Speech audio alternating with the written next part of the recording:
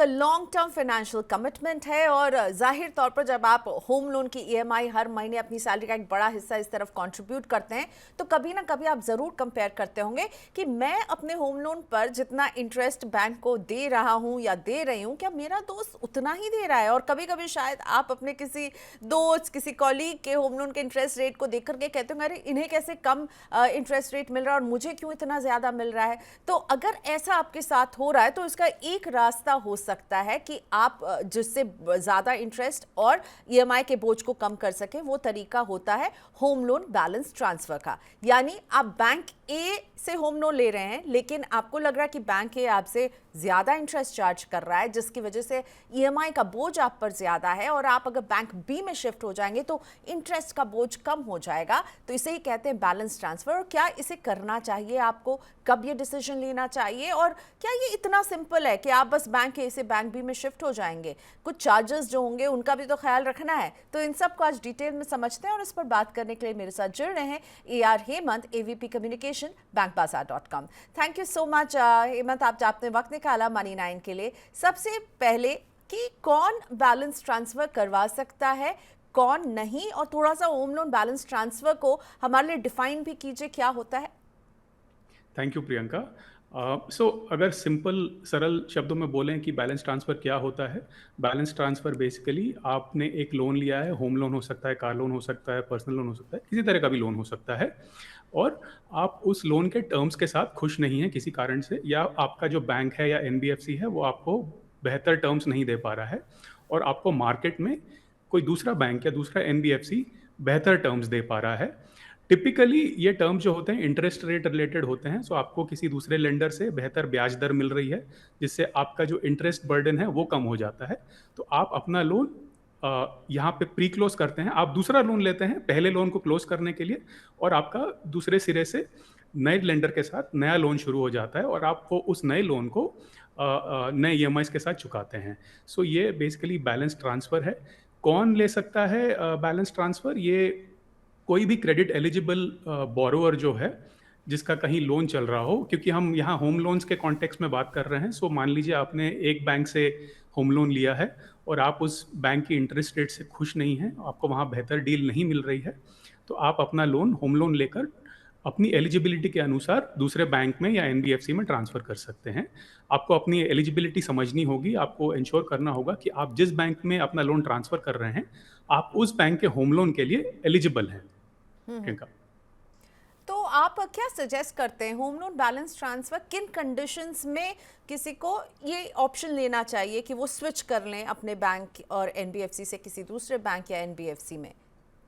जी, देखिए, number 1 reason तो इसका ये होता है कि आपको कहीं बेहतर इंटरेस्ट रेट मिल रही है। राइट। और हमने देखा है कि पिछले 4-5 सालों में, स्पेशली पैंडेमिक शुरू होने के बाद से इंटरेस्ट रेट में काफ़ी बदलाव आया है। हम पहली बार 6.5% के इंटरेस्ट रेट को हमने देखा कुछ सालों पहले। अब जो इंटरेस्ट रेट मार्केट में चल रहे हैं 8.2 से लेकर 9 तक, हम देख रहे हैं छोटे बैंकों से लेकर बड़े बैंक तक इस रेंज के अंदर दे रहे हैं, 8.2 से 9% तक। अगर आपको लग रहा है कि आपकी खुद की interest rate in market rate से बहुत ज़्यादा है, तो आपको कंसिडर करना चाहिए। बट इंटरेस्ट रेट के अलावा 2-4 और ज़रूरी बातें हैं जो आपको समझनी चाहिए। नंबर 1 कि आपके लोन में थोड़ा समय बचा होना चाहिए, लोन में बैलेंस बचा होना चाहिए। अगर हम एक बेंचमार्क की तरफ सोचें, तो आधे से ज़्यादा लोन अगर आपका बाकी है इन टर्म्स ऑफ टाइम या इन टर्म्स ऑफ बैलेंस, तो आप सोच सकते हैं, और इस तरह के लोन को अगर आप रिफाइनेंस करें तो उसमें सेंस बनता है, क्योंकि आपकी बचत उसमें ज़्यादा हो सकती है। इसके अलावा दूसरे कारण भी होते हैं, जैसे कि जब आपने अपना पहला लोन लिया था उस समय आपकी क्रेडिट स्कोर खराब थी, हो सकता है 750 से कम थी, तो आपको उस समय जो लोन दिया गया गया था वो इंटरेस्ट रेट उस पे बहुत ज़्यादा था। और अभी कुछ सालों के बाद ईएमआईज़ चुकाने के बाद आपकी क्रेडिट स्कोर ऊपर बढ़ गई है, तो आपकी एलिजिबिलिटी बढ़ गई है, आप एक बेहतर लोन डील पा सकते हैं मार्केट में। आप उस बेहतर क्रेडिट स्कोर का फ़ायदा उठा सकते हैं, आप चेक कर सकते हैं मार्केट में आपको कौन बेहतर डील देगा। इसके अलावा छोटे-मोटे दूसरे कारण भी होते हैं, जैसे कि आपको अपना बैंक पसंद नहीं आ रहा, उसकी सर्विस क्वालिटी या डिजिटाइज़ेशन ऑफ सर्विसेज़ आपको पसंद नहीं आ रहे हैं, और आपको लग रहा है कि कोई दूसरा बैंक या एनबीएफसी आपको वो बेहतर सर्विसेज़ देगा। तो वो भी एक अच्छा रीज़न है आपको वो होम लोन चुकाने के प्रोसेस में फ्रिक्शन कम करने के लिए आप दूसरे बैंक में जा सकते हैं या दूसरे लेंडर के पास जा सकते हैं। ओके। और प्रियंका इसमें एक पॉइंट और ऐड करना चाहूँगा। बेंचमार्क्स में चेंजेस आ गई हैं। बेंचमार्क्स अपने आप में एक बहुत बड़ा सब्जेक्ट है, मे बी हम इसे कभी और डिटेल में समझेंगे, पर आपके पुराने बेंचमार्क के जो लोन्स हैं वो शायद ज़्यादा महंगे हैं और जो नए बेंचमार्क के लोन्स हैं वो थोड़े सस्ते हो गए हैं इन कंपैरिजन। सो अगर आपको बेंचमार्क चेंज करना हो आप उस रीज़न से भी कर सकते हैं। Okay, so market linked benchmarks जो अब आ गए हैं, आप उसकी बात कर रहे हैं, जिसको हम आगे और समझेंगे। लेकिन जो इम्पोर्टेंट बात हमें हेमंत ने कही है कि एक आप चेंज जब कर रहे हैं कंडीशन ये देखिए कि इंटरेस्ट में क्या बहुत अंतर हो रहा है। हो सकता है आपने जब ये लोन लिया होगा, क्रेडिट स्कोर आपका उतना अच्छा नहीं होगा, तो आपको बहुत ऊंचे ब्याज दर पे वो लोन मिल गया होगा, तो ये शिफ्ट करने में एक वाइज डिसीजन होगा। दूसरी बात है आउटस्टैंडिंग अमाउंट। अगर आउटस्टैंडिंग बहुत बड़ा बचा हुआ है, यानी आपके लोन का वो पोर्शन जो आपको भी अदा करना है वो बहुत बड़ा बचा हुआ है, तभी आपको शिफ्ट करना चाहिए। और छोटी राशि है तो प्रॉब्ली ये उतना वाइज डिसीजन नहीं होगा।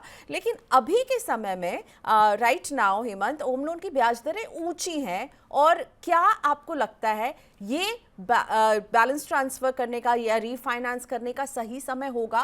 क्योंकि अब मॉनेटरी पॉलिसी ने भी कह दिया कि भाई अभी जो है वो स्टेटस को, अब तो 3 महीने के लिए हम ये स्टेटस को देखेंगे ही।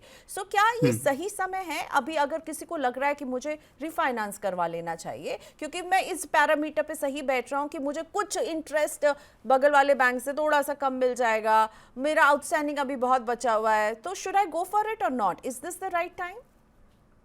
ओके, सो देखिए, जब हम कहते हैं कि इंटरेस्ट रेट कम है या ज़्यादा है, हम ये कह रहे हैं रिलेटिव टू द बेंचमार्क।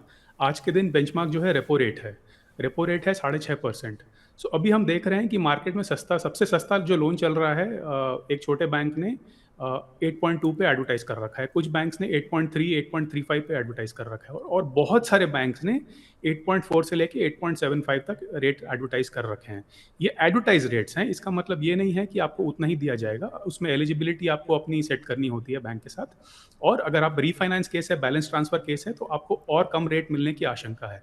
सो ये बात आप ज़रूर ध्यान रखिए। तो प्रियंका, एक बहुत इंटरेस्टिंग चीज़ चल रही है पिछले 4 सालों से, वो ये है कि जो बेंचमार्क के ऊपर जो स्प्रेड होता है, सो रेपो रेट आज के दिन 6.5% है, और उसके ऊपर जो आप जो स्प्रेड देते हैं, जो जो बैंक का खर्चा है, जो आपकी एलिजिबिलिटी जो बनती है, उसके हिसाब से आपका जो स्प्रेड लगता है बेंचमार्क के ऊपर, वो गिरते गिरते गिरते करीब 3 साढ़े 3% से गिरते हुए आज वो 1.7 से लेके 2% तक पहुंच गई है। इवन दो इंटरेस्ट रेट्स बढ़े हैं, स्प्रेड्स कम हो गए हैं। तो ये बहुत एक इंटरेस्टिंग फिनोमिना है, और आप जब कंपेयर करते हैं कि मेरी रेट मेरे पड़ोसी के रेट के हिसाब से कितनी ज़्यादा है या कम है, तो आप बेंचमार्क के कॉन्टेक्स्ट में सोचिए और स्प्रेड के कॉन्टेक्स्ट में सोचिए कि आज रेपो रेट 6.5 है, मैं 6.5 के ऊपर कितना ज़्यादा दे रहा हूँ, राइट? अगर आप रेपो के ऊपर अगर आप 2.5 से 3 या 3.5 दे रहे हैं, तो वो थोड़ा ज़्यादा है आज के हिसाब से, क्योंकि आपको मार्केट में 2% के आसपास में भी लोन्स मिल जाएंगे, रेपो प्लस 2%। सो अगर आप उस लो स्प्रेड के लिए अवेलेबल हैं, तो आप डेफिनेटली कंसिडर करें। और अगर आपका बहुत सारा लोन बैलेंस बाकी है, तो आपको बहुत फ़ायदा हो सकता है, रिफाइनेंस करके आप लाखों रुपए बचा सकते हैं लॉन्ग ओके, टर्म में। बहुत ही काम की बात आपने बताई है हेमंत कि देखिए 6.5 तो अगर रेपो रेट है तो वही आपके लिए वो तो 6.5 रहेगा। और आपको कंपेयर करने के लिए ये एक अच्छा कि आप स्प्रेड कॉस्ट आप बैंक से पूछ सकते हैं कि आप कितना चार्ज कर रहे हैं, और जी। Spread cost could be the deciding factor. अगर आपका बैंक वो जो स्प्रेड चार्ज है वो बहुत ज़्यादा ले रहा है, स्प्रेड कॉस्ट बेसिकली बैंक के वो खर्चे होते हैं जो आपको लोन देने में लगते हैं, तो वो वहाँ पर आप जो हैं उनसे बोल सकते हैं। और हेमंत, कई बार देखा है कि जब अगर मैं जाके कहूँगी कि देखिए भाई आप हेमंत को बहुत ही सस्ते में लोन दे रहे हैं और मुझे बहुत महंगा लोन दे रहे हैं, तो शायद मेरा बैंक जब सोचता है कि हाँ ये आकर बात कर रहे हैं और मुझे रिटेन करने के लिए वो रोक भी लेते हैं। सही बात है। सो आपको थोड़ा तो नेगोशिएट करना पड़ेगा, क्योंकि जैसे मैंने कहा कि बैंक्स एक रेट एडवर्टाइज़ करते हैं, और अगर आप थोड़ी जाँच-पड़ताल करेंगे तो और नेगोशिएट करेंगे, तो शायद वो रेट थोड़ा कम भी हो जाए। ये मैं एनेक्डोटली मैं बहुत लोगों से सुन रहा हूँ कि मतलब कोई एक बैंक कह रहा है कि 8.5% है, बट मुझे 8% देने को तैयार है। ये मैं इंडिपेंडेंटली वेरीफ़ाई नहीं कर पा रहा हूँ, बट मेरे दोस्त आके मुझसे ये कह रहे हैं, तो मैं उनकी बात पे विश्वास कर सकता हूँ कुछ हद तक। पर ये डेफ़िनेटली देखा है। और देखिए, इसमें एलिजिबिलिटी समझना बहुत ज़रूरी है। अगर आप एक नए कस्टमर है जो अपना पहला लोन ले रहे हैं तो आपका रेट थोड़ा ज़्यादा होगा, बट बैलेंस ट्रांसफ़र केसेस के लिए रेट्स कम किए जा रहे हैं। ओके, तो कितना कम हो सकता है ईमान? Can you give me some example? देखिए, कुछ केसेस में मैं तो देख रहा हूँ कि 25 से 50 बेसिस पॉइंट का फ़र्क दिख रहा है। मैं ओके, बैंक्स का नाम नहीं लेना चाहूँगा क्योंकि वो अनऑफ़िशियली ये सब इन्फॉर्मेशन कम्युनिकेट की जाती है। फेयर ऑफ़िशियल इनफ, चैनल्स पे लेकिन यस, 25 से यस। 50 बेसिस पॉइंट का अंतर आ सकता है अगर मैं हुँ, बैंक ए से एक बैंक बी में शिफ्ट करती हूँ। पर ये हुँ। पर्सन टू पर्सन डिफर भी करेगा। आपकी एलिजिबिलिटी, आपका पेमेंट रिकॉर्ड, इन सबको भी कंसिडर करते हैं बैंक, और उसके बाद ये हो पाएगा। एम आई राइट? नहीं, नहीं, नहीं, नहीं, मैं बैंक्स के advertised rate versus given rate पे की मैं बात कर रहा हूँ। आप एक जनरली अगर आप एक रीफाइनेंस करें तो आपको उसमें कितना फ़ायदा मिलेगा, ये आपके एलिजिबिलिटी पर डिपेंड करता है, आपके केस पर डिपेंड करता है। और मैं ये कहूँगा कि अगर आपको 50 बेसिस पॉइंट या उससे ज़्यादा का डिस्काउंट मिल रहा है आपके रेट पे, तो आपको ऐसे ही कर लेना चाहिए। और उस डिस्काउंट के ऊपर जो बैंक्स एडवर्टाइज़ करते हैं, वो एक रेट है। आप नेगोशिएट करके वो रेट और कम करने की कोशिश कर सकते हैं, मैं ये कह रहा हूँ। ओके, सो मतलब हम थोड़ा और बचा सकते हैं अपना पैसा अगर आपको ब्याज का पेमेंट जो है बहुत पिंच कर रहा हो आपकी फाइनेंशियल्स पर। Okay, last question, home loan balance transfer के अगर कोई करवाना चाहता है तो आप उन्हें क्या बताना चाहेंगे? कौन से डॉक्यूमेंट्स उनको तैयार रखने होंगे? और I am sure it comes with a cost, right? जी, पहले डॉक्यूमेंट्स की बात करते हैं। देखिए क्योंकि ये एक नया लोन है, आप नए शुरू से लोन के लिए अप्लाई कर रहे हैं, आपको अपनी इनकम एस्टैब्लिश करनी पड़ेगी, प्रूफ करनी पड़ेगी, आपको अपने एड्रेस प्रूफ करने पड़ेंगे। आपको अपने प्रॉपर्टी डॉक्यूमेंट्स भी साथ रखने होंगे। मैं अपने एक्सपीरियंस में आपके साथ शेयर कर सकता हूँ। मैंने अपना लोन रिफाइनेंस किया एक एनबीएफसी से बैंक, तो मुझे अपने सैलरी स्लिप्स, अपने टैक्स रिटर्न्स और आईडी प्रूफ्स देने पड़े। आईडी प्रूफ जो भी ऑफिशियली वैलिड डॉक्यूमेंट्स हैं बैंक उन्हें लिस्ट कर देगा, गवर्नमेंट आईडीज़ काम आ जाते हैं, आप उन्हें दे सकते हैं। और इसके अलावा आपके जो प्रॉपर्टी पेपर्स हैं, जो सेल डीड हो गई, टैक्स पेड रिसीट्स हो गए, ये आपको शेयर करना पड़ेगा। और जो भी एग्रीमेंट हुए हैं, जो भी रजिस्ट्रेशंस हुए हैं, वो उनके डॉक्यूमेंट्स आपको शेयर करने पड़ेंगे। इसके अलावा कॉस्ट की बात है। कॉस्ट देखिए, इसमें कोई अपर लिमिट नहीं है, आप जितना चाहे बचा लें। आई थिंक जो सबसे बड़ा टेक अवे होता है कि कॉस्ट के सामने आप कितना पैसा बचा पा रहे हैं, सो आपको वो ध्यान रखना चाहिए। सिर्फ अगर प्योरली कॉस्ट की बात करें, तो जो आप जितना लोन ट्रांसफ़र कर रहे हैं, आप मान के चलिए कि 1 से 2% के आसपास आपका जाएगा। अभी इन 1 से 2% में आपका प्रोसेसिंग फ़ी हो गया, आपके एमओडी चार्जेस हुए। एमओडी चार्जेस एक स्टैट्यूटरी कॉस्ट है, तो आप उसको अवॉइड नहीं कर सकते हैं। और इसके अलावा जो पुराना लोन आप चुकाने वाले हैं, जो प्री क्लोज़ लोन आप करने वाले हैं, उसका शायद कुछ सिंपल इंटरेस्ट हो सकता है या कुछ इंटरेस्ट कॉस्ट हो सकता है। और नए लोन का अगर आपका ईएमआई तुरंत शुरू नहीं हो रहा है, तो प्री ईएमआई कॉस्ट भी हो सकता है थोड़ा-सा। ओके। तो ये सब कुछ मिलाकर 1 से 2% के आसपास आप मान के चलिए।